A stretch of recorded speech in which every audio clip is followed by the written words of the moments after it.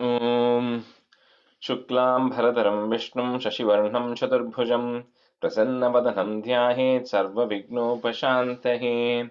Om Sahana Bhavatu Sahanau Bhunaktu Sahaviryam Karavavahai Tejasvinavadhi Tamastu Bhavidvishavahai. Om Shanti Shanti Shantihi. अगजानन पद्मार्कं Gajanan महर्निशम् अनेकदन्तं भक्तानाम् एकदन्तमुपास्महे श्रीमहागणपतये नमः। गुरवे सर्वलोकानां विषजे भवरोगिणां निधये सर्वविद्यानां श्रीदक्षिणामूर्तये नमः।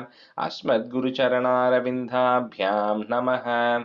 वसुदेवसुतं देवं कंसचाणूरमर्दनं देवकी परमानन्दं कृष्णं वन्दे जगद्गुरुं ज्ञानानन्दमयं देवं निर्मलस्फटिकाकृतिम् आधारं सर्वविद्यानां श्रीहयग्रीवमुपास्महे श्रीहयग्रीवमूर्तये नमः।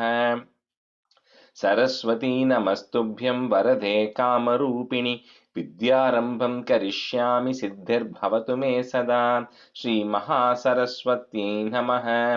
उमाकोमलहस्ताब्जसम्भावितललाटकं हिरण्यकुण्डलं वन्दे कुमारं पुष्करस्रजं வெற்றிவேல் முருகனுக்கு ஹரஹரோஹரா.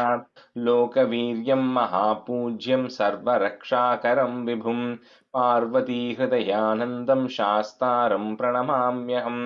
स्वामिये शरणमय्यप्पा।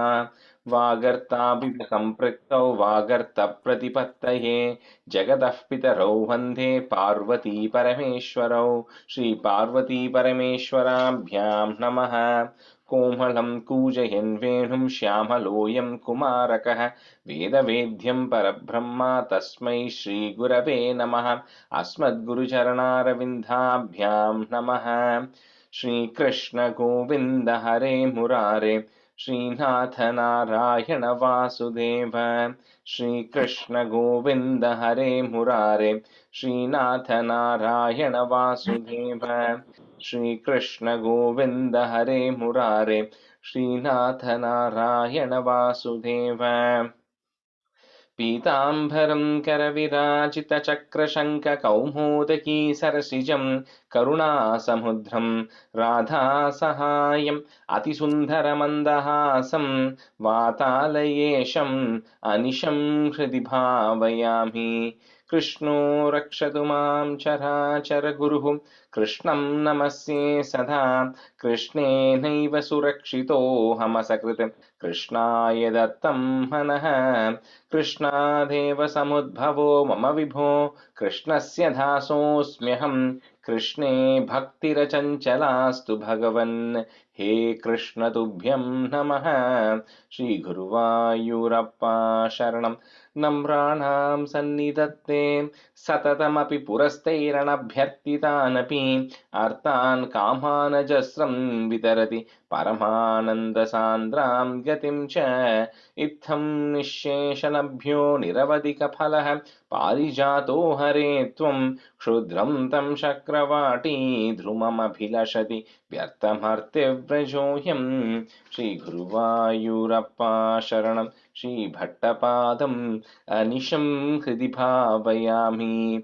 वंशी विभूषितकरात् नवनीरदाभात् पीताम्बरात् अरुणबिम्बफलादरोष्टात् पूर्णेन्दुसुन्दरमुखात् अरविन्दनेत्रात् कृष्णात् परं किमपि तत्त्वमहं न जाने।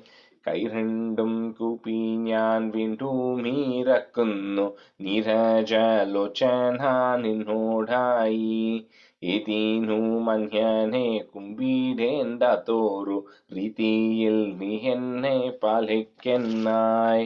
കൃഷ്ണ ഹരേ ജയ കൃഷ്ണ ഹരേ ജയ കൃഷ്ണ ഹരേ ജയ കൃഷ്ണ ഹരേ. Good morning, everyone. So we'll directly jump into the 95 because it's going to take some time today with meanings and all these, some of these stanzas. So we directly get into the class. So maybe Sridevi Garu, you and Vijay, you can be student in the first half. Okay. Is it Lakshmi Garu? Are you the one on iPhone? Yes, Okay. Rajesh. All right. Okay, thanks. Yeah, just making sure. I couldn't see the name. So, all right. So we stopped at the sixth stanza of 95, right? So we'll start with the seventh one today. So the seventh,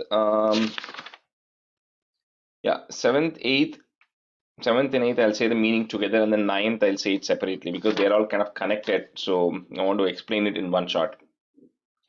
Stanza 7. Dhyanam te sheelayeyam, comma, sama thana tanu sukha baddhasano nasikagra, and then put a plus, nyastakshaha, put a F, purakadhyaihi, put a visarga there and comma, purakadhyaihi, comma. Then when you go to the next word G, jitha, you'll have a ir there, you can remove that. Jita, pavana, patash, chitta, padmam, tvavancham.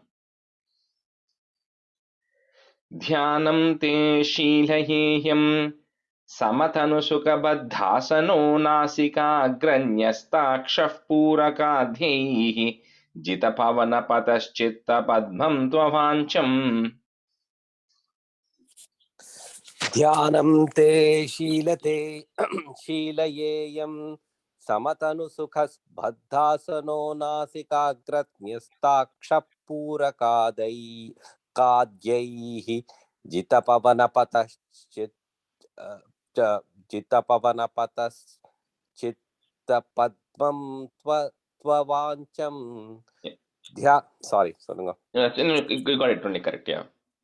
ध्यानं ते शीलयेयं समथनुसुखबद्धासनो नासिकाग्रन्यस्ताक्षपूरकाद्यैः जितपवनपतश्चित्तपद्मं त्ववाच्यम्.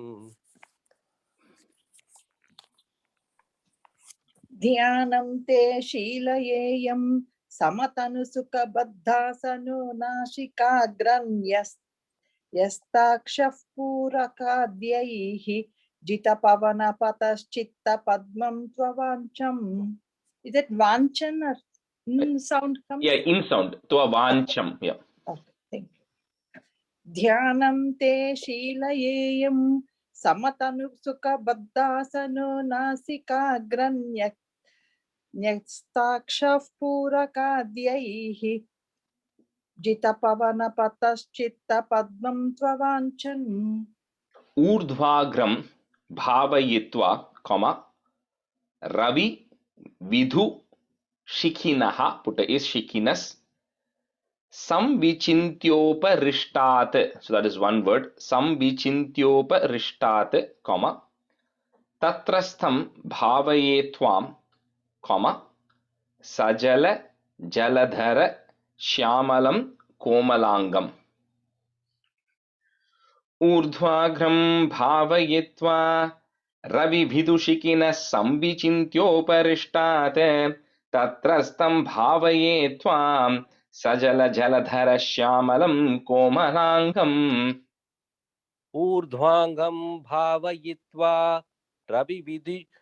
रविविधुषिखिनः संविचिन्त्योपरिष्टात् तत्रस्थं भावये त्वां सजलजलधर श्यामलं कोमलाङ्गम्. ऊर्ध्वाघ्रं भावयित्वा रविविधुषिखिनः संविचिन्त्योपरिष्टात् तत्रस्थं भावये त्वां सजलजलधर श्यामलं कोमलाङ्गम्. ऊर्ध्वाग्रं भावयित्वा रविविदुषिकिनः संविचिन्त्योपरिष्टात् तत्रस्थं भावये त्वां सजलजलधर श्यामलं कोमलाङ्गम्. ऊर्ध्वाग्रं भावयित्वा रविविदुषिकिनः संविचिन्त्योपरिष्टात् तत्रस्थं भावये त्वां सजलजलधर श्यामलं कोमलाङ्गम्. Stanza 8. आनीलश्लक्ष्णकेशं ज्वलितमकरसत्कुण्डलं मन्दहासस्यन्दार्ध्रं Kaustubhashri Parigata Vanamalo Ruharabhiramam Srivatsankam Subhahum Mridulasadudaram Kanchana Chaya Chelam Charu Snigdorumambo Padam Bhavayeham Bhavantam. So the next, the 7, 8, and 9, right, is coming straight up from Bhagavata, where Uddhava, towards the very end, when he's in Dwaraka, right, with Krishna, so he's then asking for final tips when the time for Krishna to depart is coming up. So at that time, Uddhava, being in the presence of Krishna, wants to get as much knowledge as possible. He already has a lot of knowledge, but he wants to kind of get the final few things out. So he then says, how do I meditate, and on what do I meditate, right? And then kind of, all of these things in Indian things, as you know, always starts with questions. So he's asked with what, how do I meditate, and what, whose form do I meditate, and kindly explain me the process. So Krishna himself explains the process of meditation to Uddhava, which is what is laid out here. This comes in the 11th skandam of Bhagavatam, right? So here Krishna says that, and this is a, for all of us, we do some form of meditation, right? Some, or you must have done something in the past, different things. So I'm not saying one is right or wrong, I'm just saying what is being said here. So here Krishna will goes about in a very, very detailed way, but I'll say it very high level.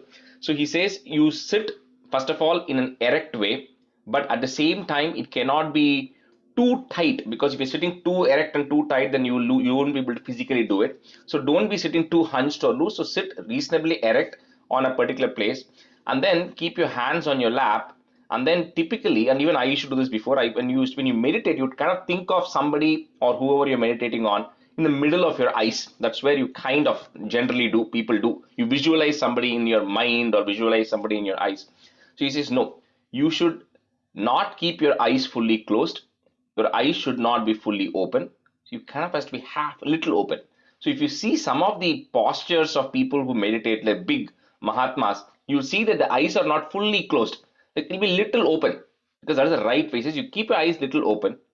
Then he says, you visualize a form of me, right, which is at the tip of your nose. Okay, so you meditate on the tip of your nose with your eyes a little open, visualize a form of me such a way that the form of me can enter through your nostrils. That's the size of me you visualize. Okay, and then that form of me, but before you actually get, and once you start doing that and you're visualizing me there, then he says you first, of course, the pranayama is the main thing. So that's what he says here. Urdhvagram bhavayitva, sorry, not that, and the purakadya, he says. So we all know the process: inhaling, holding it, exhaling, right? So that's the process we know. He says you do that several times. Then he says you do it reverse also.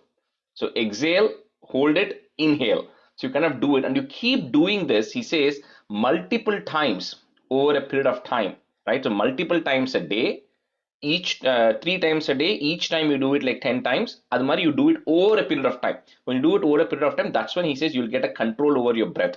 So okay, so now coming to what? So he says now we can't blindly meditate on nothing, right? Nobody is there at that stage. So he says you meditate on me, and that what me you want to meditate, he's saying, is the next stanza, that Anilash Lakshna Kesham, which is, some of these words should be automatically very clear for all of you. He says you meditate of me with Chaturbhujam, having these things, with with the charming hair, and then the ear in Makara Kundalam, the fish-shaped earrings I'm going to wear. So that's, I'm not going to go through each of that. So you meditate on that form of me, which is all of that. So that is number one.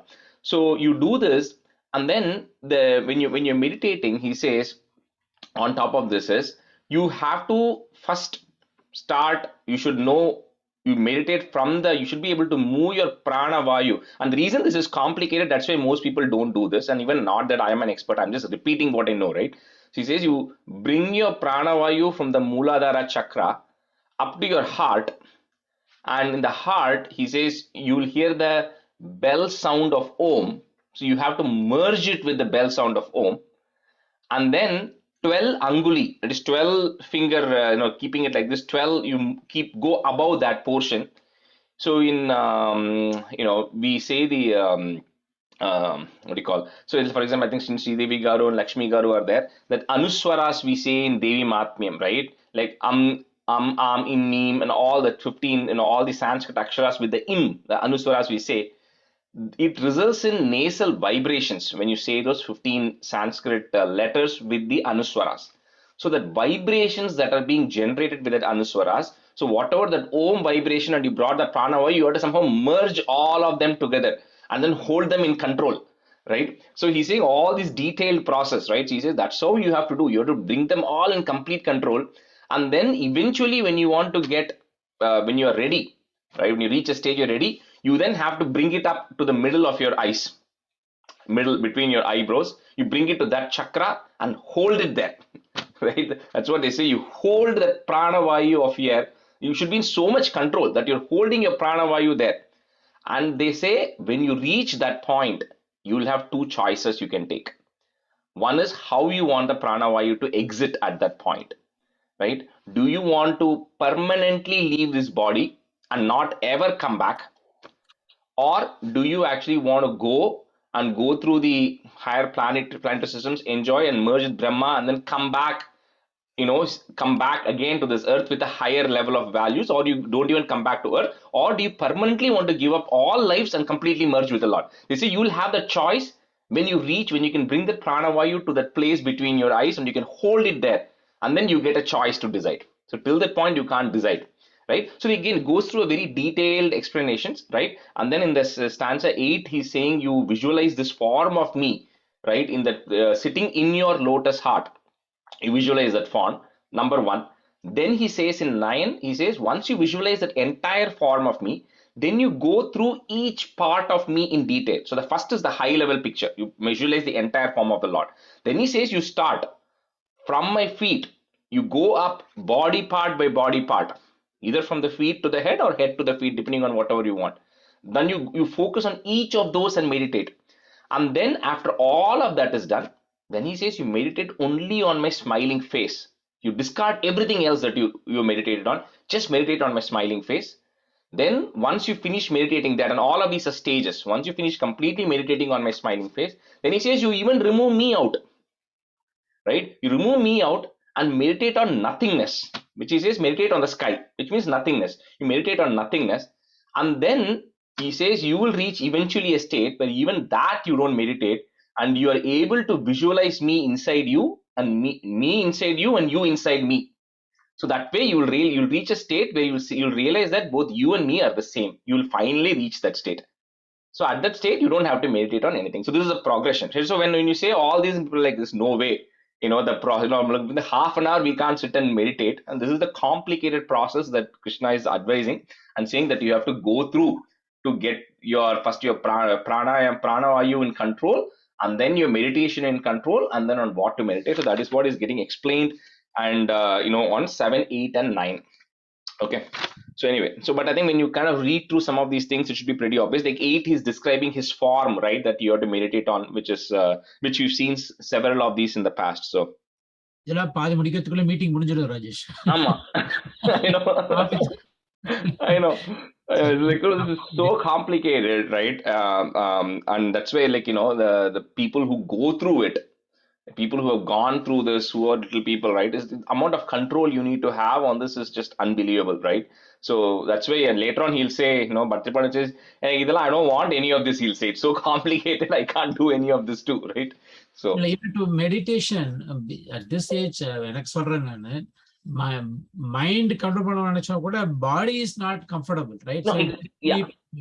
That is a bigger Correct. And and again, there are a lot of tips and procedures and everything, right? But I think the point, what is also said in the beginning is, Samathanu Sukha Bhaddhasana, the last stanza, Bhaddha Asana. So the way you sit and the way where you sit, all those important, because it has to be conducive for you to be able to do this, right? You can't stand, you can't lie down, but at the same time, you can't sit too erect either, then you can't do it. It's kind of the right balance you'll have to kind of find too. But anyways, yeah. Okay, so stanza 8. Anila Shlakshna Kesham, Jwalita Makara Sat Kundalam Manda Hasa, put a plus, Syandardhram, put a comma, Kaustubha Shri Parigata Vanamaloru Harabhiramam. Anila Shlakshna Kesham ज्वलितमकरसत्कुण्डलं मन्दहासस्यन्दार्द्रं कौस्तुभश्री परिगतवनमालोरुहाराभिरामम् आनीलक्ष्णकेशं ज्वलितमकरसत्कुण्डलं मन्दहासस्यन्दार्द्रं कौस्तुभश्रीपरिगतवनमालोरुहाराभिरामम् आनीलक्ष्णकेशं ज्वलितमकरसत्कुण्डलं मन्दहासस्यन्दार्द्रं कौस्तुभश्रीपरिगतवनमालोरुहाराभिरामम् आनीलश्लक्ष्णकेशं ज्वलितमकरसत्कुण्डलं मन्दहासस्यन्द्रार्द्रं कौस्तुभश्रीपरिगतवनमालोरुहाराभिरामम् आनीलश्लक्ष्णकेशं ज्वलितमकरसत्कुण्डलं मन्दहासस्यन्द्रार्द्रं कौस्तुभश्रीपरिगतवनमालोरुहाराभिरामम्. Sridevi garu, the second line, first word, it's Syandardram. Syandrardram. Okay. No, you are saying Syandardram. Oh, yeah, got it. Sorry. Syandardram. Okay. Yep. Yeah. Thank you. Srivatsankam subahum, comma, mridu lasadudaram, kanchana chaya chelam, comma, charu snigdorum amboruha. If you want to break it, snigdorum amboruha lalita padam, comma, bhavayeham bhavantam.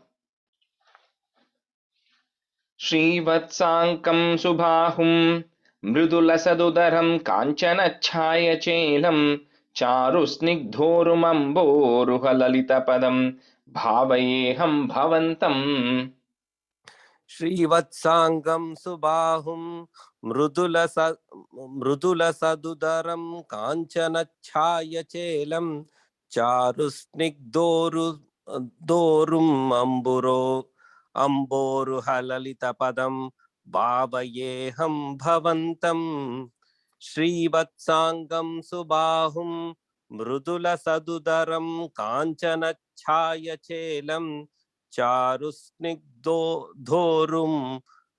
अम्बोरुह ललितपदं भावयेऽहं भवन्तम् श्रीवत्साङ्कं सुबाहुं मृदुलसदुदरं काञ्चनच्छायचेलं चारुस्निग्धोरुमम्भोरुहललितपदं भावयेऽहं भवन्तम् श्रीवत्साङ्कं सुबाहुं मृदुलसदुदरं काञ्चनच्छायचेलं चारुस्निग्धोरुमम्भोरुहललितपदं भावयेऽहं भवन्तम्. So you get last line after lalita padam, there is a comma, okay? Yeah. Okay, yeah.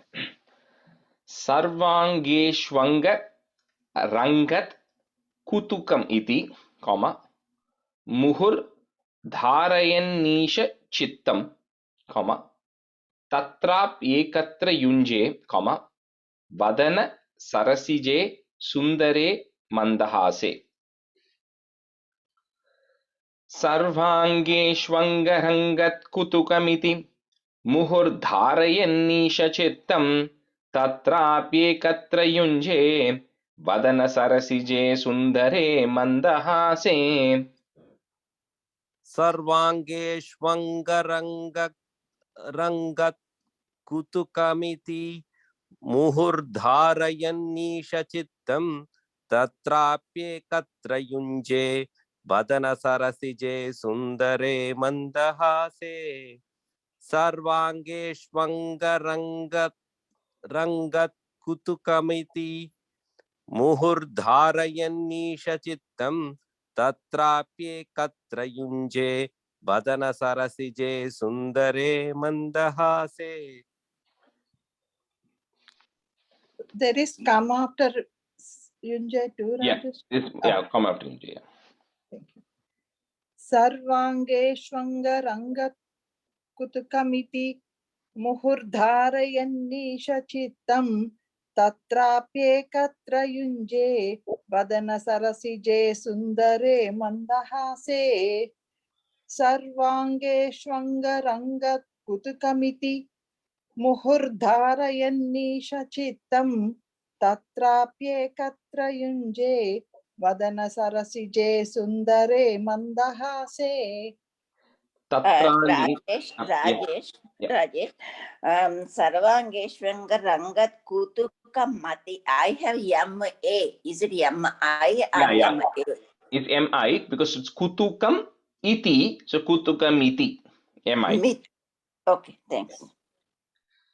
Tatralinam tu chetaha, comma, parama sukha. Next word, if you want to, and it is easier to break it that way, chit advaita. Okay, you'll have chidadvaita, you'll have it. So if you want to break it, it's chit advaita rupe within one, put a in at the end of that line and a comma, within one.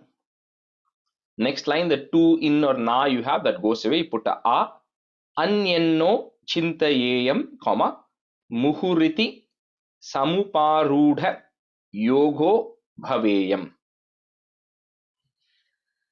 Tatralhinam tu chetah परमसुखचिदद्वैतरूपे वितन्वन् अन्यन्नो चिन्तयेयं मुहुरिति समुपारूढयोगो भवेयम्.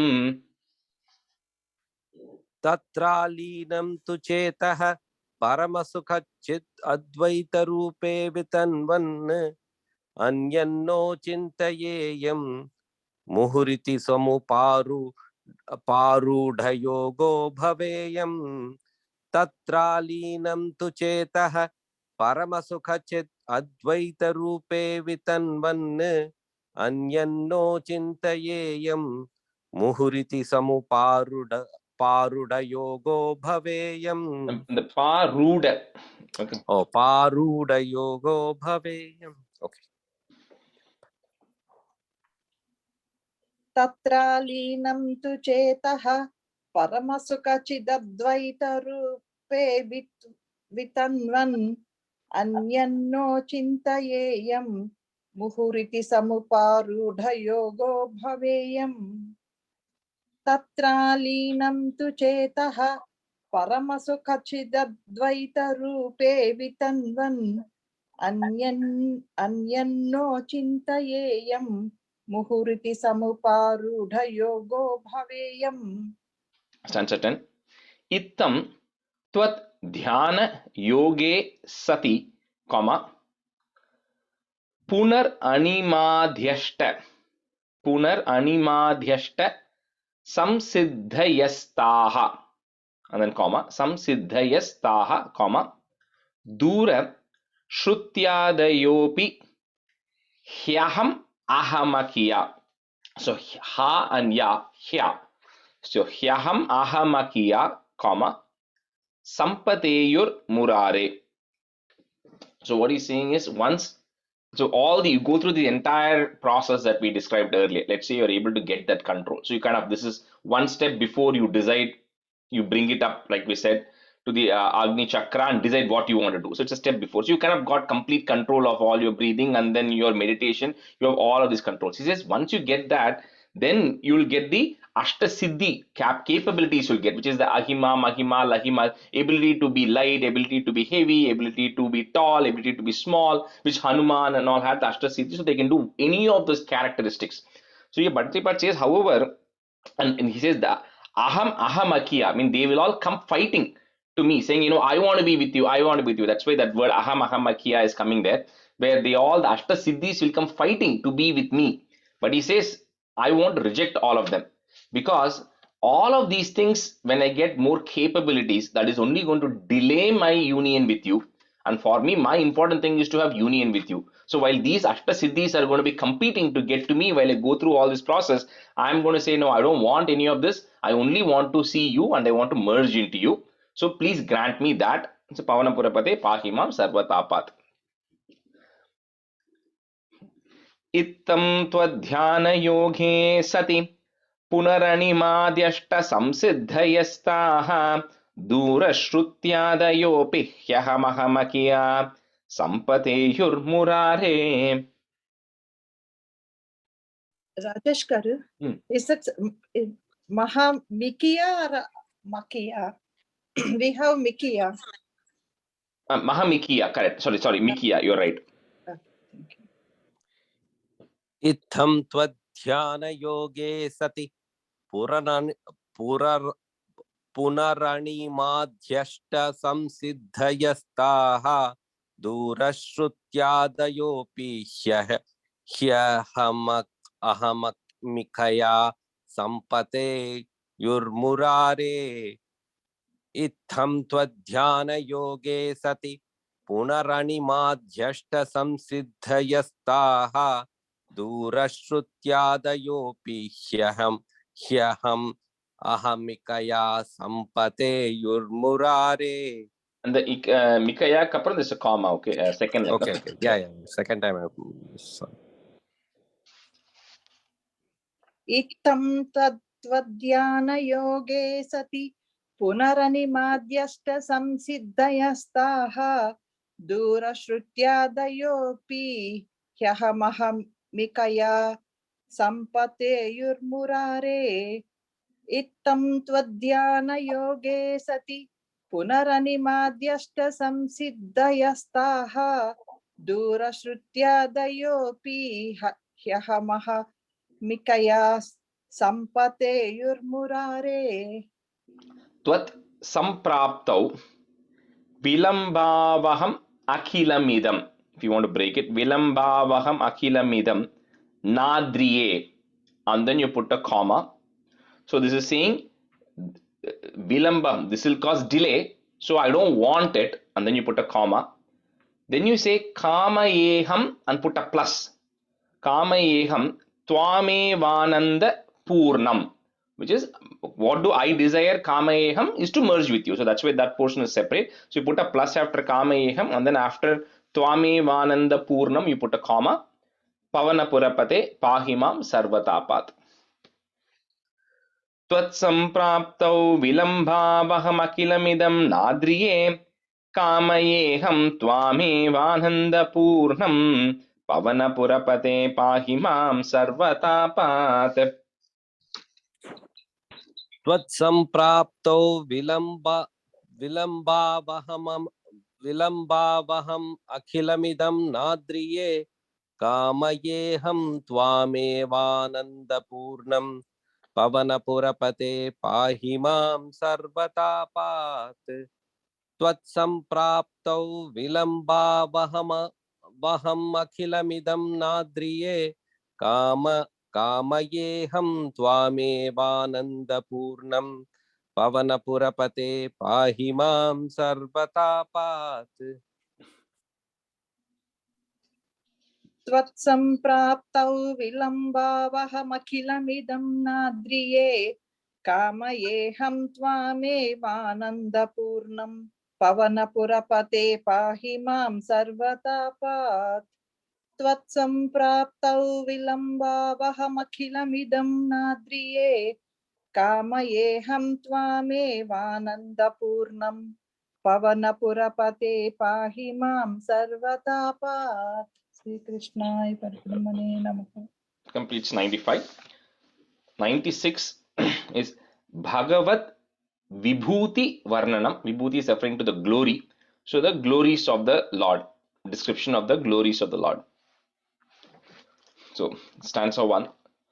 So I'll say the whole stanza, and some of the meaning should be very obvious in this when you listen to it. So Tvam hi brahmaiva sakshat paramuru mahiman aksharanam akarah taro mantreshu rajñam anurasi munishu tvam bhrigur naradopi prahlado dhanavana pashuchucha surabhi pakshinam vainateyo नागानाम अस्यनन्तः सुरसरिदपि च स्त्रोतसां विश्वमूर्ते. So when you want to praise somebody, right? So if you just go and say, you know what, you are the best, right? So then they'll be like, okay, I'm the best, but there should be some relative comparison, right? People always like to compare. So if you say that, you played tennis better than Roger Federer and in everybody put together, okay, then I get an idea how good I am at tennis, right? So you have to give some comparisons, which is what he's saying, that here he's saying that you are Brahmaiva Sakshat, you are the Supreme Brahman himself. There's no doubt about it, right? You are that. So in the Aksharanam, in all the letters, you are Akaraha, you are A. That is the first letter, right? So he says you are A among all the letters.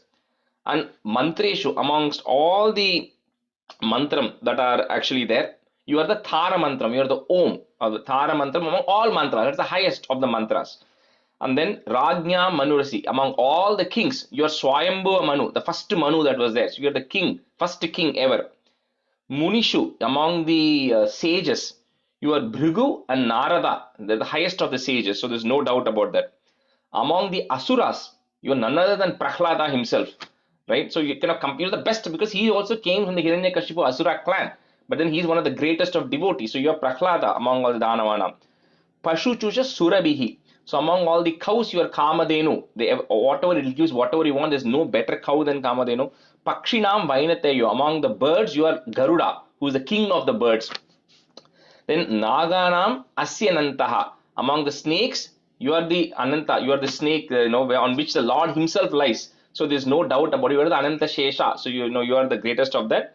So similarly, Suras Saridapicha Strotasam Vishwamurte. This is how everybody is praising you, and I am also praising you in that way by saying you are the best among each of these categories. You are the best of the best, but more importantly, you are Brahmaiva Sakshat. You are the Supreme Brahman himself. And I think this goes to the next one, and stanza 2 also. So we'll continue that. So Tvam hi Brahmaiva Sakshat Paramuru Mahiman. So after take one in there and a comma, Mahiman. Next word starts with the A. Aksharanam Akaraha. Visarga there at the end of the line, comma. Aksharanam Akaraha, comma. Next line that is goes away. Taro Mantreshu, comma. Rajnyam Manurasi, comma. Munishu Tvam Bhrigur Naradopi. त्वं हि ब्रह्मैव साक्षात् परमुरुमहिमन् अक्षराणामकारः तारो मन्त्रेषु राज्ञामनुरसि मुनिषु त्वं भृगुर्नारदोऽपि. त्वं हि ब्रह्मैव साक्षात् परमुरुमहिमन् अक्षराणामकारः तारो मन्त्रेषु राज्ञां मनुरसि मुनिषु त्वं भृगुर्नारदोऽपि. त्वं हि ब्रह्मैव साक्षान् पुरुमुरुमहिमन् अक्षराणाम् अकारः तारो मन्त्रेषु राज्ञां मनुरसि मुनिषु त्वं भृगुर्नारदोऽपि. Paramuru, okay, in the first line. Second time you said something different. Paramuru Mahiman. Okay, Paramuru, sorry. त्वं हि ब्रह्मैव साक्षात् परमुरु महिमन् अक्षराणामकारः तारो मन्त्रेषु राज्ञां मनुरसि मुनिषु त्वं भृगुर्नारदोऽपि. त्वं हि ब्रह्मैव साक्षात् परमुरु महिमन् अक्षराणामकारः तारो मन्त्रेषु राज्ञां मनुरसि मुनिषु त्वं भृगुर्नारदोऽपि. Prahlado Danavanam, comma. Pashuchu cha Surabihi, comma. Pakshinam Vainateyo, comma.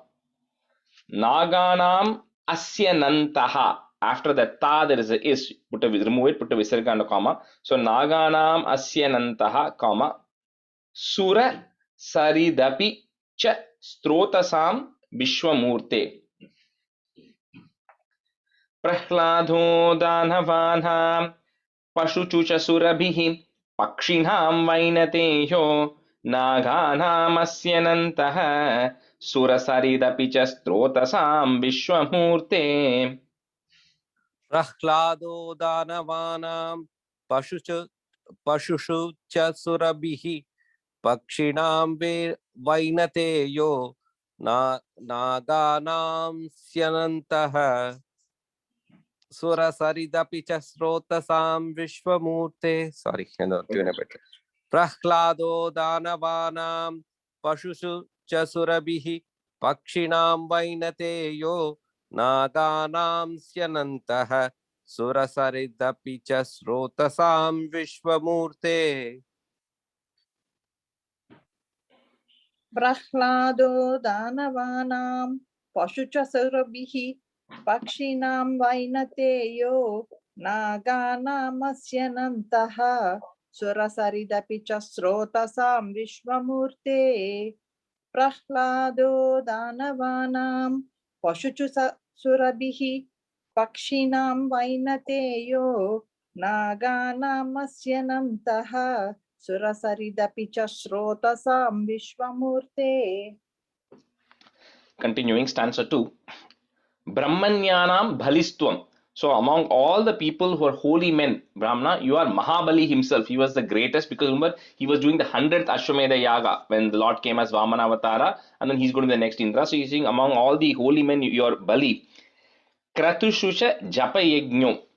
So among the actions or sacrifices that you do, right, the Japam, especially in Kali Yuga, the Japam is the highest, right? So they say you kind of have, three options, right? In Kali, generally, one is you listen to things, right? Second is you say things, and the third is you contemplate on things. So among these three things, Shravan, the saying things is the best among these three things. And among the saying things, you can say different things. And among that, the japa, praising the names of Lord.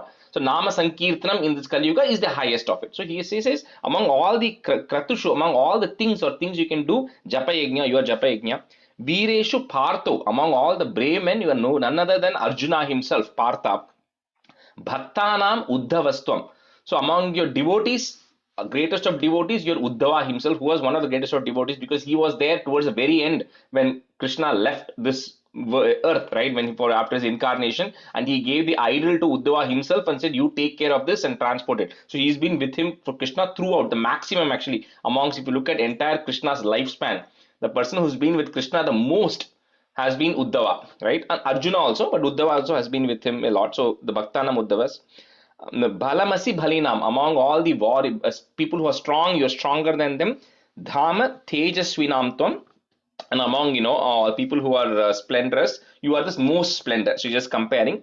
So this way he says, Tvad Vibhute, your glory, na antaha, there is no end to your glory. I can just keep going on. He says, I can just keep comparing and saying that that you are the best amongst this, best among this. There's no end to it. And he says, more importantly, na kinchit bhavat, there's nothing that is not you. He ends with that, right? He says you are there in everything, you are the best amongst everything, and at the very end he says there's absolutely nothing that is not you. So that is the other way of saying you are in everything, right? You can say one minus something, right? And he says there's nothing that is not you. So he says that's why to you I pray or I meditate on. So, Brahmanyanam balistvam, kratushu cha japa yajnosi, Vireshu Partho, Bhaktanam Uddhavastvam, Balamasi Balinam, Dhama Tejasvinam Tvam. Brahmanyanam Balistvam, Kratushusha Japayajnosi, Vireshu Partho, Bhaktanam Uddhavastvam, Balamasi Balinam, Dhama Tejasvinam Tvam. Brahmanyanam balistvam kratushu cha japayagyosi vireshu partho bhaktanam uddhavastvam balamasi balinam dhama tejasvinam tvam. Brahmanyanam balistvam kratushu cha japayagyosi vireshu partho Bhaktanam uddhavastvam balamasi balinam dhama tejasvinam tvam. Brahmanyanam balistvam kratushta japayajnosi vireshu partho भक्तानामुद्धवस्त्वं बलमसि बलिनां धाम तेजस्विनां त्वं ब्रह्मण्यानां बलिस्त्वं क्रतुश्च जपयज्ञोऽसि वीरेषु पार्थो भक्तानामुद्धवस्त्वं बलमसि बलिनां धाम तेजस्विनां त्वं. Na, Rajesh, yeah. Rajesh, this is Sangeeta. Just I had a quick question or doubt. Yeah. Upon that, you said no. You can listen, you can chant, or you can contemplate. Is contemplate the same as meditate? In Yeah. other words, like yeah, okay. So japam Yeah, is it is. even more. Okay. Yeah. So I think they say Shravanam is hearing, Stotram, which is saying things, or Smaranam, which is contemplating or meditating, right? So Okay. in the contemplating and meditating, if you listen to what we said in the 95th chapter, the complexity of how we have to meditate and go through that process is extremely complex, right? So at least in Kali Yuga, see, among Shravanam, Stotram, and Smaranam, Stotram is the best, right? And amongst the stotram you also have multiple categories, right? So one is you can actually say about the nama, the names of the Lord, or you can do praise of the Lord, right, like what we were seeing here, or you can talk about the activities of the Lord. So amongst these again, all nothing is, that's not saying one is good or one is bad. It is saying amongst all these things, the highest is Nama Sankirtanam. So saying the name of the Lord, the 1,000 names of the Lord, Vishnu Sahasranamam, or saying any other name of the Lord, that is the highest amongst the Stotram category. So that's all they are saying. You can do any one of this in this three, you can pick any one. Among the three, if you pick the Stotram, which is considered the highest and the easiest for Kali Yugam, within that there are three categories. In that, Nama Sankirtanam is the highest of that in the Kali Yuga because it's much more easy for people. Because Okay. if I had to tell people to you go say all the incarnations, say all the activities of the leader of the Lord, a lot of people may not know it, right? And then to praise the Lord, you need to have all this. But Nama Sankirtanam is easy. You just have to say the name of the Lord. 1,000 names of the Lord is there in every Sahasranamam. So it's done. So that was the intention behind that categorization, right? So Rajesh, ஒரே ஒரு question. Yeah. இந்த ஸ்மரணம் is it not just thinking about Lord? Dhyanam is meditate, right? let's see. Smaranam essentially is contemplating about the ultimate truth. That's what it is at the end of the day, right? So the idea is you have to get to a state of realization that you and the Lord are one, இல்ல right? எதுக்கு கேட்டேன்னா ஸ்மரணம் is just thinking. Thinking, correct. கடவுளை காப்பாத்து அப்படின்னு நம்ம இல்ல அது அப்படி அது கிடையாது, மாதிரியா அது இல்ல கிடையாது, ஓகே அது மாதிரி கிடையாது. I mean it's thinking contemplation you can say, but the end goal of that is to come to a realization that Advaitam, that there's no two and you and the Lord are the one. You have to get to that end state.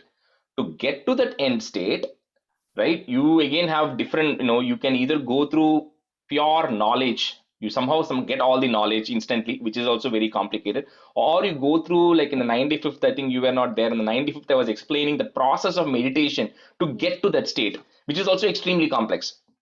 So you can go through those phases and then you will get to that realization that you are one. At that point you don't have to do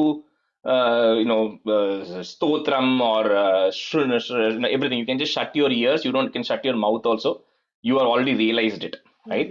So on the state you can go, but that goes through very complicated processes as well. But for us it's much easier. People who like me, who like to talk, it's easy to just say stotram and get over with it, right? Instead of doing smaranam and all that. So And also you see Bhagavan in everything. That is also one. You absolutely. See everything, every action, every. And that will come in the next, the fourth stanza, it will come. Absolutely, yes. Okay, thank you. Yeah. So, nastyantas tvat vibhutehe, comma. So, put a visarga there and a comma, vibhutehe. And then next line on top of that V, that ir that is there, that goes away. Vikasad atishayam, or vikasad adishayam, you can go together. Vastu sarvam tvameva. Like you said, all vastu, you only are there in all the vastu sarvam tvameva, comma. Tvam jivas tvam pradhanam, comma. Yadiha bhavadrite tanna kinchit prapanche. One second Rajesh ஜீவஸ்தோம்க்கு அப்புறம் என்ன சொன்னேன் Tvam jivas tvam pradhanam. ஓ என்கிட்ட பிரதானம் அந்த வேர்டே இல்ல okay ஜீவஸ்தோம் யதிஹ put okay Pradhanam and then comma, and then yadiha bhavadrite. नास्त्यन्तस्त्वद्विभूतेः विकसद् अतिशयं वस्तु सर्वं त्वमेव त्वं जीवस्त्वं प्रधानं यदिह भवदृते तन्न किञ्चित् प्रपञ्चे. नास्त्यन्तस्त्वद्विभूतेः विकसदिशयं वस्तु सर्वं त्वमेव त्वं जीवस्त्वं प्रधानं यदिह भवदृते तन्न किञ्चित् प्रपञ्चे. नास्त्यन्तस्त्वद्विभूतेः विकसदतिशयं वस्तु सर्वं त्वमेव त्वं जीवस्त्वं प्रधानं यदिह भवदृते तन्न किञ्चित् प्रपञ्चे. नास्त्यन्तस्तद्विभूतेः विकसतदिशयं वस्तु सर्वं त्वमेव त्वं जीवस्त्वं प्रधानं यदिह भवदृते तन्न किञ्चित् प्रपञ्चे. Third line, Sridevi garu, नास्त्यन्तस्त्वद्विभूतेः. नास्त्यन्तस्त्वद्विभूतेः विकसदतिशयं वस्तु सर्वं त्वमेव त्वं जीवस्त्वं प्रधानं यदिह भवदृते तन्न किञ्चित् प्रपञ्चे. Okay, we'll shift, change. So Lakshmi garu, you can be a student, and Sangeeta, you can be a student. Okay. Stanza 3. Dharmam varnashramanam shruti patha vihitam, comma, tvat paratvena bhaktya, comma, kurvantontar virage, comma, vikasati shanakaihi, is there put a yes, shanakaish santyajanto labhante. धर्मं वर्णाश्रमाणां श्रुतिपथविहितं त्वत्परत्वेन भक्त्या कुर्वन्तोऽन्तर्विरागे विकसति शनकैः सन्त्यजन्तो लभन्ते. धर्मं वर्णाश्रमाणां श्रुतिपथविहितं त्वत्पर्वतेन भक्त्या त्वत्परत्वेन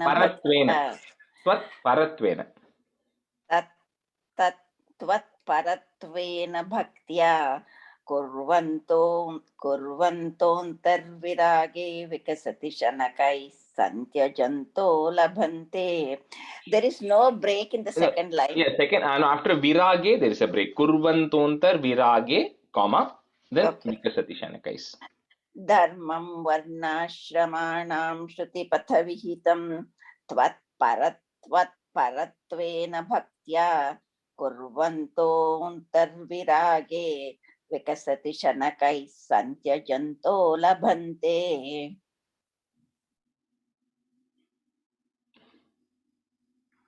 Oh, sorry. Yeah, sorry. Mute panna time. Dharmam varnashramanam shrutipathavihitam tvatparatvena bhaktya kurvantontarvirage vikasati shanakais santyajanto labhante. Dharmam varnashramanam shrutipathavihitam tvatparatvena bhaktya kurvantontarvirage vikasati shanakais santyajanto labhante. Sattha spurthi priya tvatmakam akhila padarteshu bhinneshva bhinnam. So that whole line is continuous. There is no comma only after bhinneshva bhinnam. Nirmulam vishwamulam paramam aham iti, 3 words, paramam aham iti, comma, tvat vibodham vishuddham. Satta spurte priyatvatmakam akhila padartheshu bhinneshva bhinnam nirmulam vishwamulam paramam aham iti, tvat vibodham vishuddham. Satta spurti priyatvatmakam akhila padartheshu bhinneshva bhinnam nirmulam vishwamulam paramamahamiti त्वद्विबोधं विशुद्धं सत्ता स्फूर्ति प्रियत्वात्मकमखिलपदार्थेषु भिन्नेष्वभिन्नं निर्मूलं विश्वमूलं परममहमिति त्वद्विबोधं विशुद्धम्.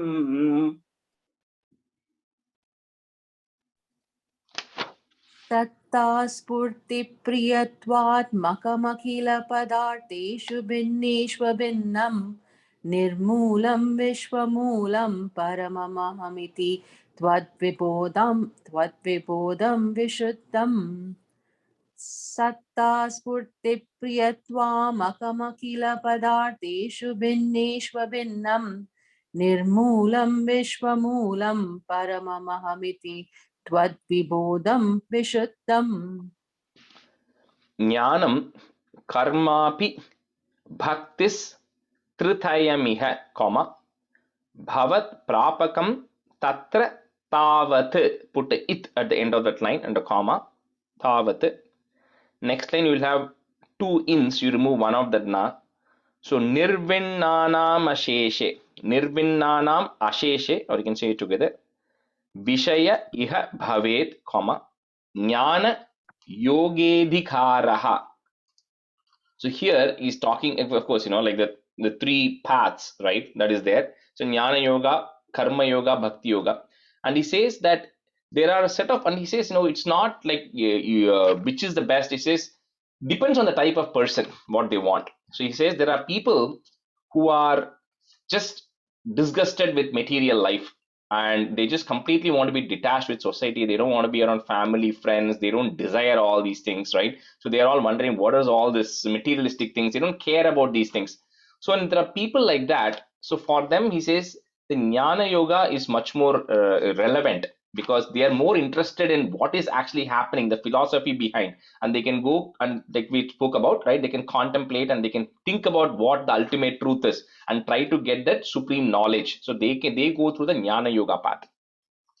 Then there are people who are like the majority in the middle, who might say, I will not do something till I know what is going to come out of it. So you are always associating a result with an action, which is how we are all trained, right?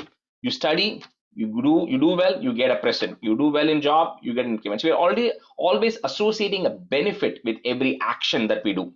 So he says for those people, the Karma Yoga is better because they can associate the result of doing an action and getting a benefit. But the problem with that is you will get sucked into that and then it's very difficult to come out of it. But it motivates you to do something. So he says then the Karma Yoga is good for such people because you do this action, but whatever results you get, you dedicate it to the Lord. So that way you are doing an activity expecting a result, but the result itself you're offering it to the Lord. So you reach that kind of a state, then Karma Yoga, he says, is a perfect match for you because everything has certain output that's going to give. As long as you are not interested in the output and you say Sarvam Krishna Arpanamastu or something and devote it off, then you are set. Then he says there are people who are in the middle or kind of, who are not completely detached, not extremely materialistic, somewhere in between, and who have the fortune of being able to be associated with me through, classes they go to, like temples we go to, or satsangam they have. And for them, he says Bhakti Margam is the best. Because then, they are neither here nor there. They are not completely detached that they can go to Jnana Margam. They are not so obsessed with things that they have to go to Karma Margam. They are somewhere in between. So for them, Bhakti Margam is better because then they can completely be devoted to me. And by completely getting devoted to me, they will also attain things faster. And, and the so that he's just giving the three paths and saying it's not like one is better. Bhakti is, of course, easier Margam. But you can pick any one you want. And each of them is for different kinds of people, depending on what they prefer, what their method of working is to some extent, right? So jnanam karmapi, I think we did that, right? Oh, sorry, yeah. Jnanam karmapi bhaktistritayamiha bhavat prapakam tatra tavat nirvinnanamasheshe vishaya iha bhavet jnana yoge dhikaraha. Rajesh அதுல இந்த தாவன்னு இருக்கு, நீங்க தாவத் அப்படிங்கிறீங்க. ஆமா, and that line ends with the it only, but அது என்னன்னா because it is coming and next line ni is coming. Okay. that it becomes tavan. When you say it together, it becomes tavan nirvinnanam. Together. But because you Okay. are breaking there, you put a it. Okay. Thank you. ज्ञानं कर्मापि भक्तिस्त्रियमिह भवत् प्रापकं तत्र तावत् निर्विण्णामशेषे विषय इह भवेत् ज्ञानयोगेऽधिकारः. Lakshmi Garu, that first line, Yes. bhaktis trithayam iha. Tritayamiha. And then second line, first word, nirvinnanam asheshe. Okay. Jnanam karmapi bhaktistritayamiha bhavat prapakam tatra tavat nirvinnanamasheshe vishaya iha bhavet jnana yogedhikaraha.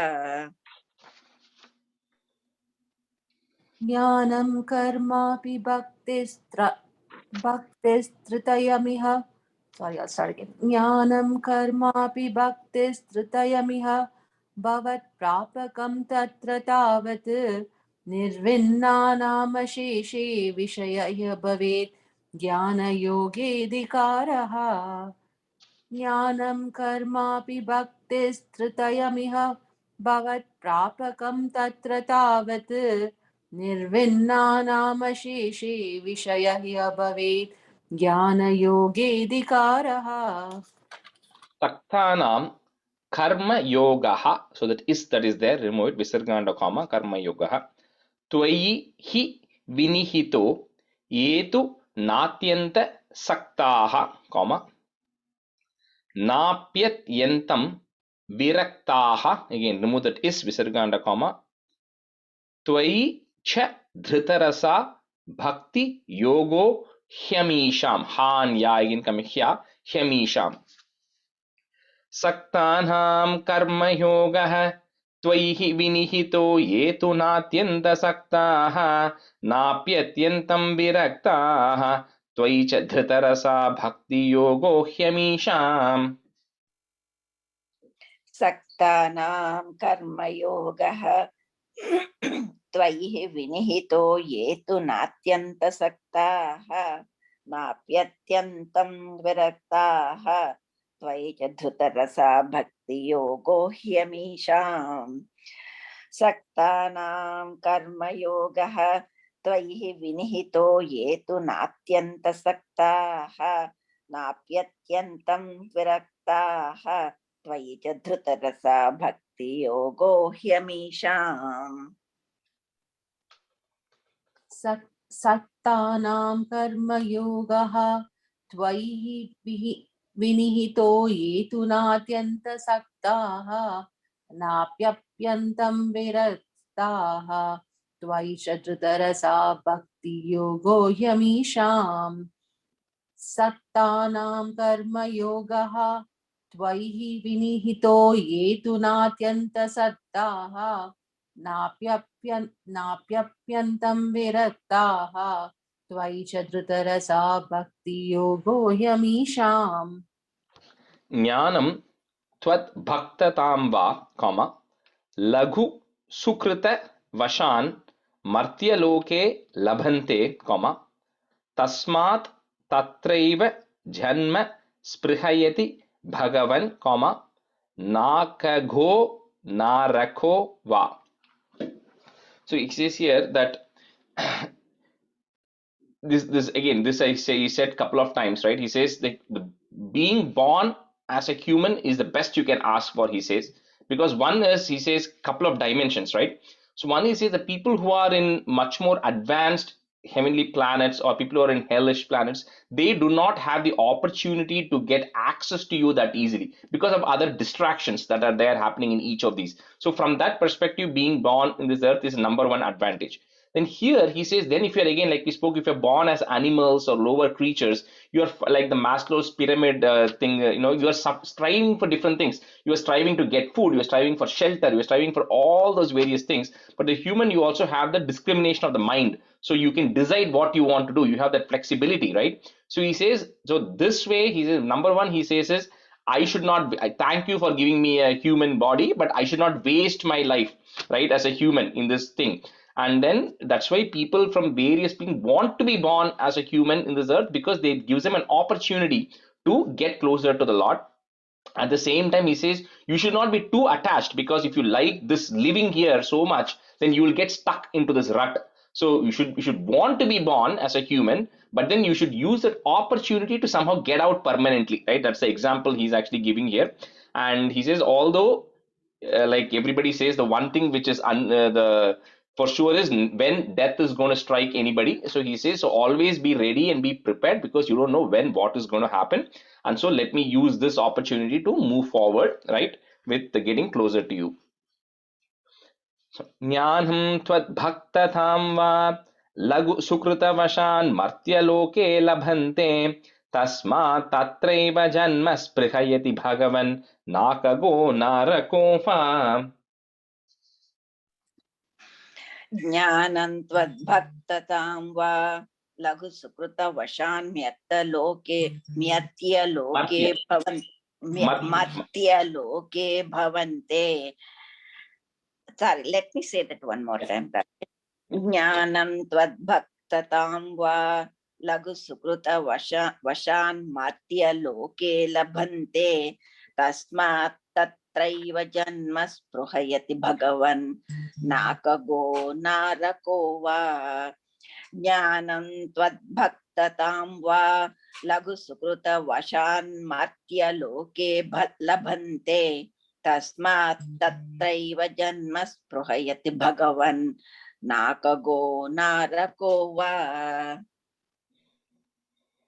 Jnanam tvadbhaktatam va lagu sukrutavashan martyaloke labhante tasmat tatraiva janma spruhayati bhagavan nakago narako va. Jnanam tvadbhaktatam va lagu sukrutavashan martyaloke labhante tasmat tatraiva janma spruhayati bhagavan nakago narako va. Avishtam mam tu daivat, put a it and then a comma there, bhava jala nidhi pothayite martya dehe, comma, tvam kritva karnadharam gurum anuguna vathayitas tarayethaha. So he says, in this ocean of samsara, if you think of that as an ocean, and my body is the boat that is going to help me cross through the ocean of samsara, then he says, I need a guru who is the pilot, who is the steering it from the front. But more important than that, he says, I need your help to act as a tailwind, right? To accelerate that, because that is also important, right? So not just somebody trying, but if you have too much headwind, then you can't move forward as well. So he says, so it's Tvam Gurum Anuguna Bhat. I need your blessing to act as a tailwind, so you can actually push the boat faster, so I can get to the end much faster. Avishtam mam tu dhaivat bhavajala nidhipotayite martyadhehe tvam kritva karnadharam gurumanuguna vatayitastharayetah. So fourth line, there is no pause, it's continuous. For the third line, daivat, that's where the break. Comma, yes. Okay. Sorry, I Okay. got. Avishtantu mantu daivat bhavajala nidhi potayite matyadehe tvam kritva karnadharam gurumanuguna vatayitastharayetah. Avishtam mantu daivat bhavajala nidhi potayite matyadehe tvam kritva karnadharam gurumanuguna vatayitastharayetah. Avishtam mam tu daivat bhavajalanidhi potayite martyadehe tvam kritva karnadharam gurumanuguna vatayitastharayetah. Avishtam mam tu daivat bhavajalanidhi potayite martyadehe tvam kritva karnadharam gurumanuguna vatayitastharayetah. अव्यक्तं मार्गयन्तः comma श्रुतिभिरपि नयैः put इह sound नयैः केवल ज्ञान लुब्धाः क्लिश्यन्तेतीव comma सिद्धिं बहुतर जनुषाम् अंत एवाप्नुवन्ति अव्यक्तं मार्गयन्तः श्रुतिभिरपि नयैः केवल ज्ञानलुब्धाः क्लिश्यन्तेतीव सिद्धिं बहुतर जनुषामन्त एवाप्नुवन्ति अव्यक्तं मार्गयन्तः श्रुतिभिरपि नयैः केवलज्ञानलुब्धाः क्लिश्यन्तेतीव सिद्धिं बहुतरजनुषामन्त एवाप्नुवन्ति अव्यक्तं मार्गयन्तः श्रुतिभिरपि नयैः केवलज्ञानलुब्धाः क्लिश्यन्तेतीव सिद्धिं बहुतरजनुषामन्त एवाप्नुवन्ति अव्यक्तं मार्गयन्तः श्रुतिभिरपि नयैः नयैः अव्यक्तं sorry संगीता इह h sound so नयैः अव्यक्तं मार्गयन्तः श्रुतिभिरपि नयैः केवलज्ञानलब्धाः क्लिश्यन्तेतीव सिद्धिं बहुतरजनुषाम् अन्त एवाप्नुवन्ति Sangeeta, the first line after naye, right? You are saying ish, right? It is ich, h. So nayaih. न्ययैः Not ish. Nayaih. Ich. H. N na yai. So nayai, nayai, and then put a h at the end. Nayaih. न्ययैः I think I'm still saying You are saying ish again, but ich at it. H. न्ययैः Yeah. Try it this time. Yeah. अव्यक्तं मार्गयन्तः श्रुतिभिरपि नयैः केवलज्ञानलब्धाः क्लिश्यन्तेतीव सिद्धिं बहुतरजनुषाम् अन्त एवाप्नुवन्ति Durastah. Again, ich sound comes. Durastah. Karma yogopi cha parama phale, comma. Nanmayam bhakti yoga, and then put a plus. So bhakti yogas twamuladeva hridyaha. So remove that is and a comma, put a visarga and a comma, hridyaha, comma. Tvaritamai bhavat prapako vardhatam me.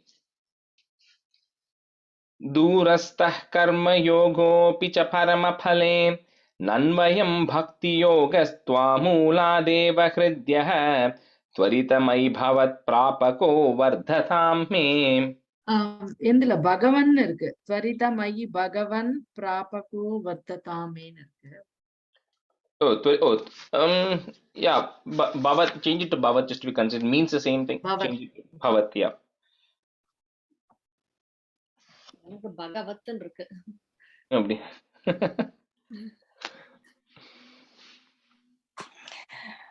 दूरस्थः कर्मयोगोऽपि च परमफले नन्वयं भक्तियोगस्त्वामूलादेव हृद्यः त्वरितमयि भवत्प्रापको वर्धतां मे दूरस्थः कर्मयोगोऽपि च परमफले नन्वयं भक्तियोगस्त्वामूलादेव हृद्यः त्वरितमयि भवत्प्रापको वर्धतां मे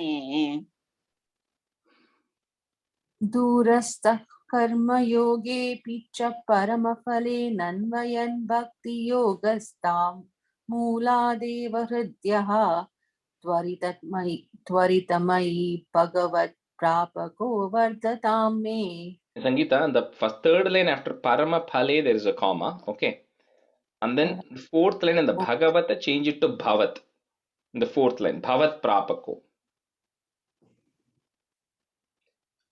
Okay, sorry.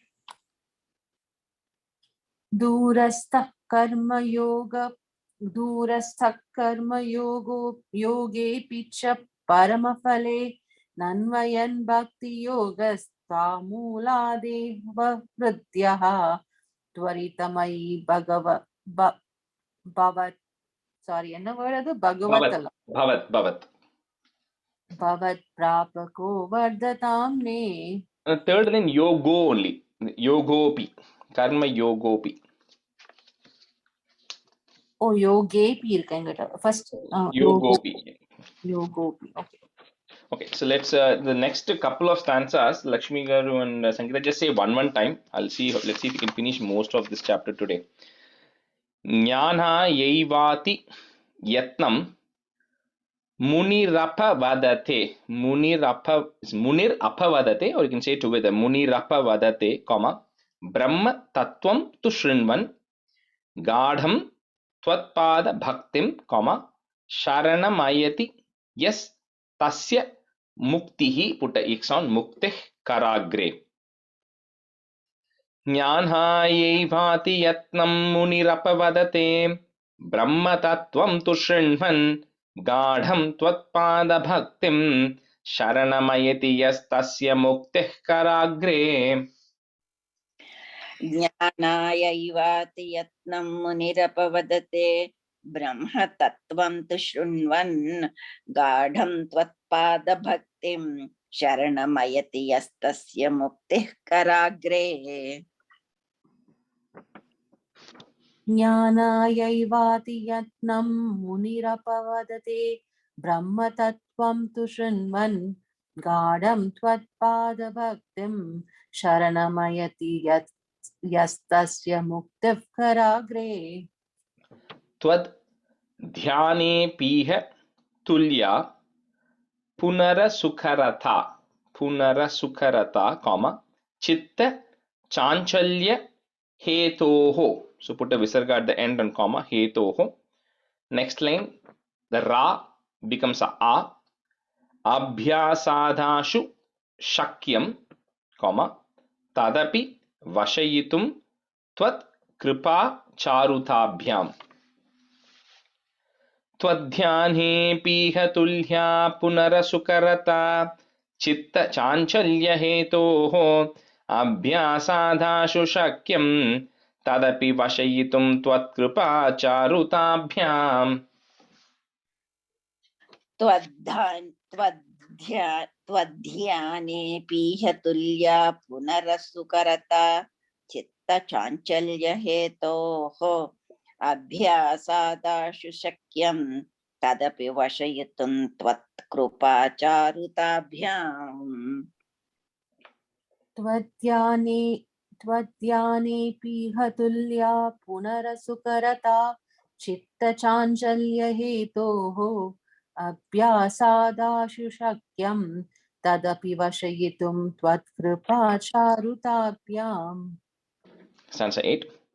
निर्विण्णः पुटैः निर्विण्णः कर्म मार्गे खलु विषमतमे comma त्वत्कथादौ च गाढं comma जात श्रद्धोऽपि कामानयि भुवनपते comma नैव शक्नोमि हातुम्.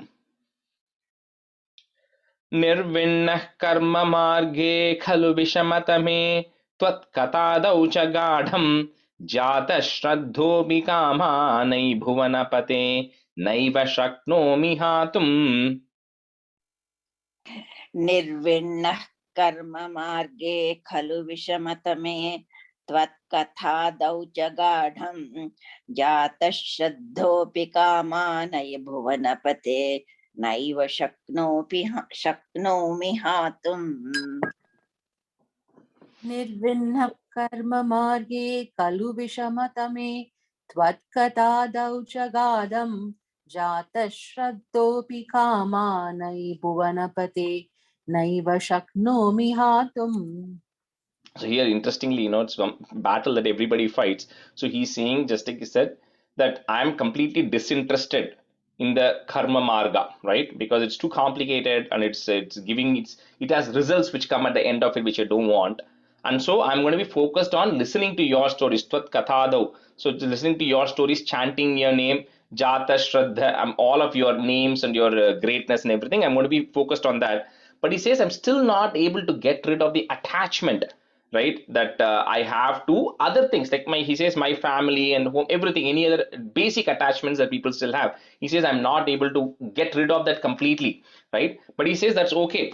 He says what I'll do is I will continue, and the important thing is to continue to remember that this is not good, right? Expecting that, because I cannot completely give up, but I'm at least going to constantly keep remembering that this is not where I want to be and want to be devoted to you. At least constantly I'll keep doing it. So over a period of time, I will get disattached to it. So instead of kind of, they say, don't quit cold turkey, or whether you want to quit or not, either way, like smoking or whatever, you see, gradually you phase out. He's saying that's what I'm going to do it. I'm going to phase out gradually, because remembering at every step that this is not what I want, and what I want, I'll keep thinking about it. Tad bhuyo nischayena, त्वयि निहितमना दोष बुद्ध्या भजंस्तान्, पुष्णीयां भक्तिमेव त्वयि हृदय गते, मंक्षु नङ्क्ष्यन्ति संघाः. So that's where that in the ing sound is coming, and then ksha half is coming. So nangshyanti sangaha. Tadbhuyo nischahena त्वयि निहितमना दोषबुद्ध्या भजंस्तान्, पुष्णीयां भक्तिमेव त्वयि हृदय गते, मंक्षु नङ्क्ष्यन्ति संघाः. तद्भूयो निश्चयेन त्वयि निहितमना दोषबुद्ध्या भजन्स्तान्, पुष्णीयां भक्तिमेव त्वयि हृदयगते, मंक्षु नङ्क्ष्यन्ति संगाः. तद्भूयो निश्चयेन त्वयि निहितमना दोषबुद्ध्या भजस्तान्, पुष्णीयां भक्तिमेव त्वयि हृदयगते, मंक्षु नङ्क्ष्यन्ति संगाः. कश्चित् क्लेशार्जितार्थ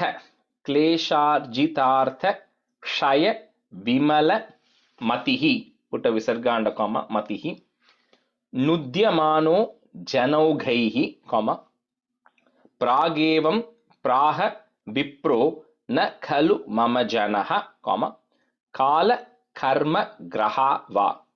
So this is actually a story that again, like comes in the 11th skandam only, where Krishna is telling Uddhava the story about a Brahmana. So I won't get into the story. I will send you the story separately in the WhatsApp message. That's what this stanza is. He explains about a real example of somebody who went through this, which Krishna tells. So कश्चित् क्लेशार्जितार्थक्षय विमलमतिः, नुद्यमानो जनौघैः, प्रागेवं प्राह विप्रो न खलु मम जनः, कालकर्मग्रहा वा.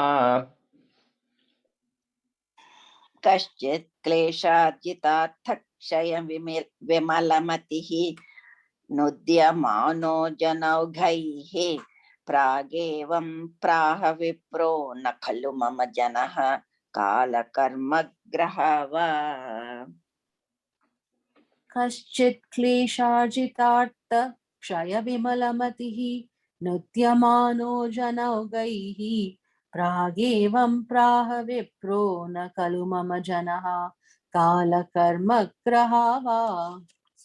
चेतो मे दुःख हेतुः. So remove that visarga and is put a visarga and comma hetuhu, tadiha guna ghanam bhavayat sarvakari, long e, put a plus, tyuktva shanto gatas tvam, mama cha kuru vibho tadrishim chitta shantim. चेतो मे दुःख हेतुः तदिह गुणगणं भावयत् सर्वकारी, त्युक्त्वा शान्तो गतस्त्वां, मम च कुरु विभो तादृशीं चित्तशान्तिम्.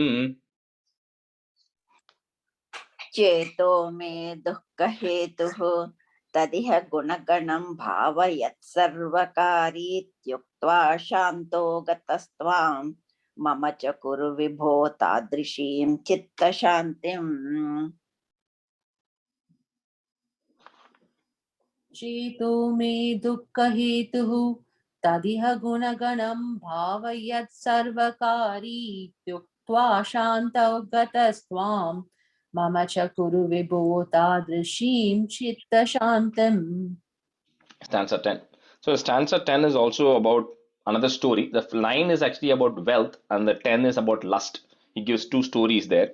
So I'll send both of that separately. So Ailaha, put a F, Ailaf Pragur Vashim Pratyati Vivashamanaha, comma, Sevamanash Chiram Tam, comma, Gadham Nirvidhya Bhuyo Yuvati Sukhamidam, comma, Kshudram Eveti Gayan.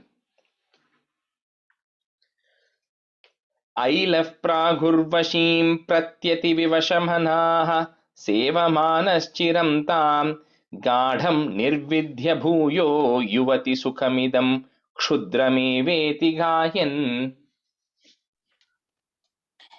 Aila pragurvashim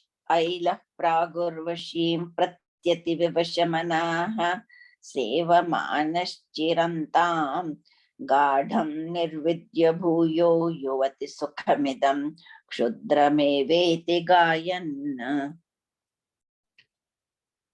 Ailaf pragurvashim pratyati vivashanmanaha sevamanas tam gadam nirvidya bhuyo yuvati sukhamidam shudrameveti gayan. Tvad bhaktim prapya purnaha, comma, Sukha Tharam Acharat. So this word is a pretty long word. I'm going to break it into 6 or 7 parts. Okay, so you can then say either break that or say it together. Sukha Tharam Acharat Tadvad Uddhuta Tadvad Uddhuta Sangam, comma. So Sukha. இதுல உத்தூயன்னு இருக்கு. இதுல உத்தூயவ Dhutha, just change it to Uddhuta Sangam, comma, Bhaktottamsam Kriyamam, comma, Pavanapurapate Hantame Rundi Rogan. This you can say 2 times, Sangeeta and Lakshmi. Tvad bhaktim prapya purnaha Sukatharamacharat tadvad uddhuta sangham Bhaktottamsam Kriyamam Pavanapurapate Hantame Rundi Rogan. Tvad bhaktim prapya purnaha sukhataramacharat tadvaduddhuta sangam bhaktottam samkriyamam pavanapurapate hantame rundirogan. Tvad bhaktim prapya purnaha sukhataramacharat tadvaduddhuta sangam bhaktottam samkriyamam Pavanapurapate Hantame Rundirogan. Shri Krishna. Tvad bhaktim prapya purnaha sukataram tvad udduyata sangam bhaktotam samkriyamam pavanapurapate hantame rundirogan. Sangeeta, third line and the second part of it. Tadvad Uddhuta Sangam. Tadvad Uddhuta Sangam. Tadvad uddhuta sangam. Tvad bhaktim prapya purnaha sukataram tvad udduya sangam bhaktotam samkriyamam pavanapurapate hantame rundirogam. And the third line again, on the same portion, you're saying Tvad, you're saying Twa, it is Tad, Tadvad. Okay. So, And then, Rajesh, if you break it up, sukataram Acharat, okay, Tadvad, Tadvad, okay, Uddhuta Sangam. Okay. Okay, Should I put more time or? just say that one line, right? That's the third line. Tvad bhaktim prapya purnaha sukataram tadvad uddhuta sangam. Yeah. That's it for here. Shri Krishnaya Parabrahmane Namaha. Sandhranandhavabodhatmakamanupamitam kaladeshavadebhyam nirmuktam nityamuktam nigamashatasahasrena nirbhasyamanam aspashtam drishtamatre punarurupurushartatmakam brahmatattvam tattavad bhadi sakshat gurupavanapure hanta bhagyam janana कायेन वाचा मनसेन्द्रियैर्वा बुद्ध्यात्मना भा प्रकृते स्वभावात् करोमि यद्यत् सकलं परस्मै नारायणायेति समर्पयामि. Thank you, everybody. So next class will be kind of the last. We'll finish the 99th chapter. We'll do it with meaning. That's why I wanted to give enough time for next class. So that's why we little bit rushed through this one. So next one we'll go into a little bit more details in the Is next that class. next week, Rajesh? Next week we'll finish it up before Navaratri. Adukapra everybody gets busy, so we'll wrap it up next Sunday. So just FYI, like 2 years back, Vijayadashmi, we started this group. Correct. So exactly by the next week will be after that. So it will be 2 years. Exactly 2 years. There'll be 100 chapters, 100 weeks, kind of, like some will here and then middle Naraya class we didn't have and all that, right? So that's typically what I say. It takes about 2 years. Yes, yeah. Yeah. Unbelievable. Oh, When is we it started 2 it, years? I can't even. 2 Yeah. years. Oh my goodness. When we started, we It said has gone just like that. we never thought like you will make it, but I know. You stuck through to the end. So one more class next week. So Next week probably we should have it in person. I was thinking, Sriram, I was thinking of the same thing.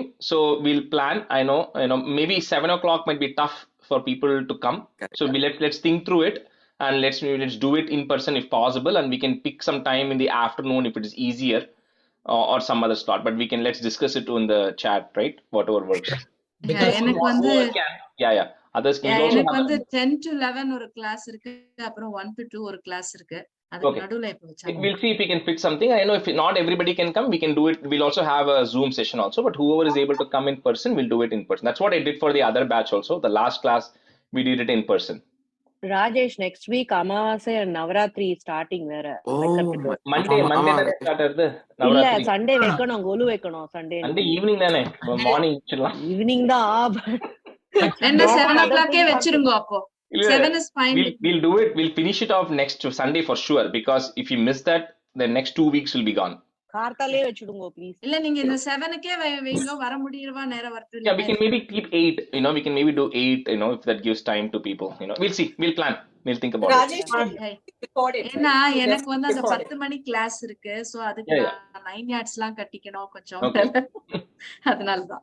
Yeah, Kalpana, Rajesh, you'll definitely record it, right? Because I'm out of the country. I don't want to miss No, the- yeah. We'll have a Zoom session and we'll record it also, because Srividya Ramesh is in St. Louis anyways, right? So we will definitely record it. Yeah. is that your home, Rajesh? Yeah, we can do it at my home. Yeah. Okay. All right. Thank you, everybody. No, I think I'll be missing if it is on a Sunday. ஊர்ல இருக்க மாட்டேன் நானு. Yeah, okay. We'll see. We'll think through this. We'll have one more week. So. Okay. Thank you. All right. Thank Bye. you. Thank you.